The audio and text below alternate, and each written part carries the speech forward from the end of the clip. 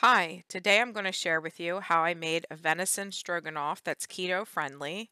My youngest brother is an avid hunter and he blessed our family with an entire deer made into burger essentially.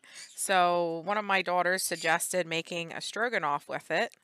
So I ran with the idea. I took a pound of baby Bella mushrooms, washed them really well, and I sliced them up. And then I took one bulb of garlic.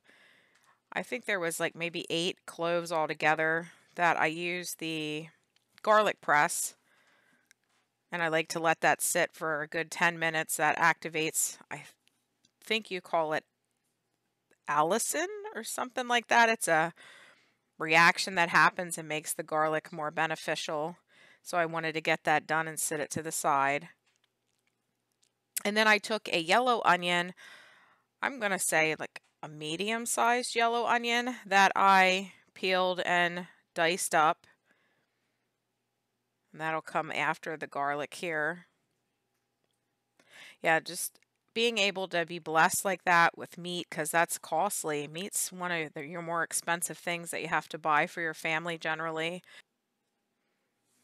And then after I get the onion chopped up, I'm going to get my pan on the stove and add in some olive oil. And then I put the onions in and I start to cook them.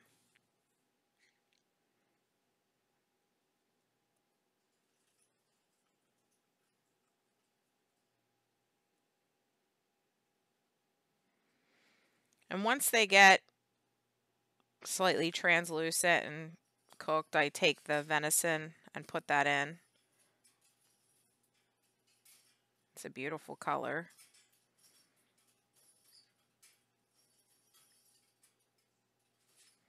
I get that all incorporated. Didn't even need to use my meat uh, thing I use that I usually use for ground meats.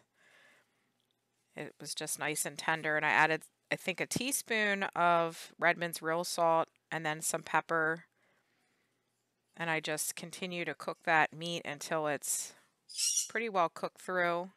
Sorry if you hear our conure. He likes to compete sometimes when he hears somebody talking near him. He wants to give a shout out and say hi. And then once the meat's done, I add my garlic in so I can cook my garlic.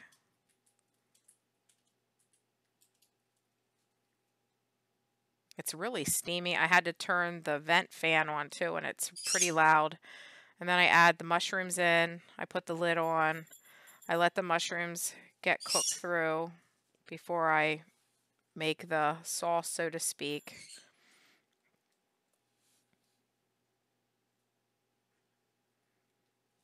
I use some beef broth. I think I put in like 2.5 cups worth of beef broth out of that package there. And then I use a block of cream cheese, which is 8 ounces. I kind of break it up so that it will cook down better.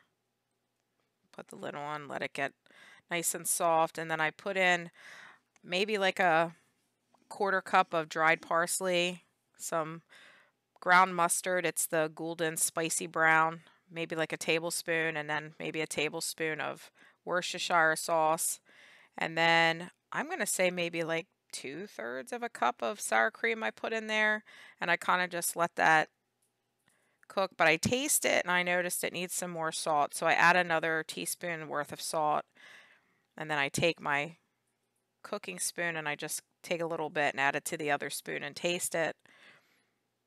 And it was fine. And there it's the finished product. It was really delicious.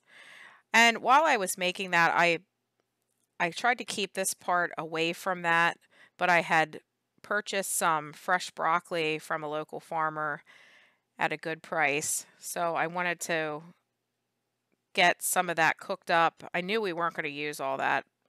And I don't even know if we even used half that broccoli for this meal. And then I used it for leftovers and another meal as a side, part of a side for another meal, another day. And this is what I used to serve my stroganoff over top was the broccoli. And I made Italian pasta that I had gotten for 75 cents at a discount grocer for the rest of my family to serve theirs on top. And then they had the broccoli on the side. And there's my keto friendly venison stroganoff. Thank you for watching.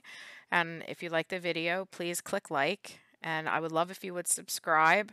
I'm giving this a go. Thanks again. Take care. See you next time.